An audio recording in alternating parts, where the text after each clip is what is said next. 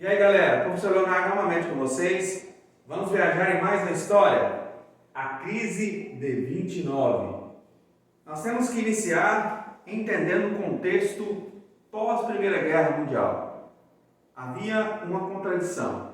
De um lado, Europa, arrasada devido aos conflitos ocorrerem naquela região ou naquele continente. Os prejuízos econômicos, prejuízos militares, enfim, a Europa estava em situações bem precárias. E de outro lado, os Estados Unidos, que tinha já lucrado com a Primeira Guerra. Os Estados Unidos eram credores de alguns países europeus já na Primeira Guerra Mundial. Vendiam armas, financiavam, e eles entram em 1917 para definir a guerra em prol dos seus aliados ingleses e franceses. A guerra termina e os Estados Unidos continuam lucrando com essa situação, onde a sua indústria, o seu mercado, ele vai crescer muito, ele vai prosperar muito.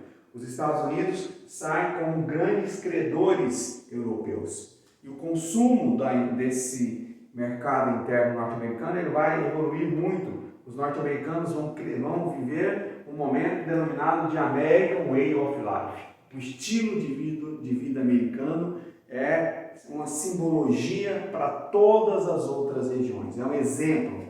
Então, é um momento, a partir de 1920, muito promissor para os Estados Unidos.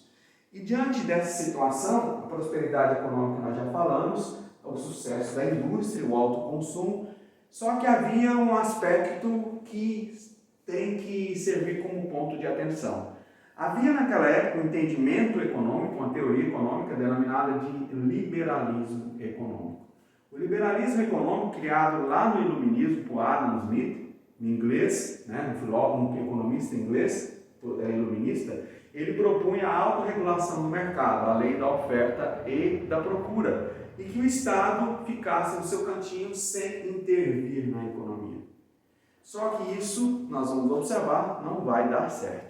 Então, o que aconteceu? Essa alta produtividade da economia norte-americana, tanto no setor industrial quanto no setor agrícola, vai sofrer um baque a partir do momento que as economias europeias, das quais os Estados Unidos eram credores, começam a se recuperarem. E aí, ao se recuperarem, eles começam a estabelecer alguns protecionismos econômicos em relação a alguns produtos. E os Estados Unidos começam a diminuir as vendas desses produtos para esses países. É um fator que vai gerar a crise. Outro fator que vai gerar a crise é o investimento, o crescimento de investimento em ações por parte dos norte-americanos, que vai desviar o foco do consumo para as compras dessas ações. O mercado financeiro cresceu muito, ficou muito acessível ao norte-americano. E o salário passa a ficar defasado. Esses três fatores, recuperação econômica da Europa, o investimento em ações e salário defasado, vai proporcionar uma alta produtividade, uma superprodução nos Estados Unidos, aonde as indústrias europeias começam a ter problemas de caixa. Elas começam a não ter para quem vender esses produtos. E aí começa a ter também uma relação com esse mercado de ações, onde esses acionistas, vendo alguns rumores de quedas nas ações, correm para as bolsas de valores norte-americanas, principalmente a de Nova York, para vender as suas ações. E o boom e o ápice, o estopim de tudo isso, dessa crise, ocorre em 24 de outubro de 1929, quando todo mundo quis vender as suas ações e o preço das ações caiu, foi lá embaixo. Então surge o craque da Bolsa de Valor de Nova York, ou seja, a quebra da Bolsa de Nova York.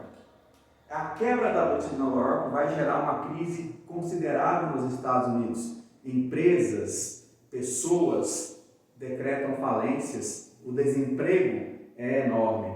E isso vai repercutir no mundo, onde o mundo capitalista vai sofrer com essa crise. Estados Unidos, Alemanha, Brasil, porque os cafeicultores brasileiros não terão para quem vender o seu café, muitos vão à falência, e diante de tudo isso vai surgir, em 1932, o presidente Franklin Delano Roosevelt, aonde ele vem com a nova proposta, uma proposta denominada de keynesianismo, que foi criada por John Maynard Keynes, onde ele propõe que o Estado devia monitorar alguns setores da economia, devia intervir na economia. E algumas medidas foram adotadas para tentar recuperar essa economia norte-americana, que foi as obras públicas para contratação de pessoas para que o mercado pudesse movimentar, o salário-desemprego, os subsídios, os investimentos, apoio no setor agrícola e também no setor industrial.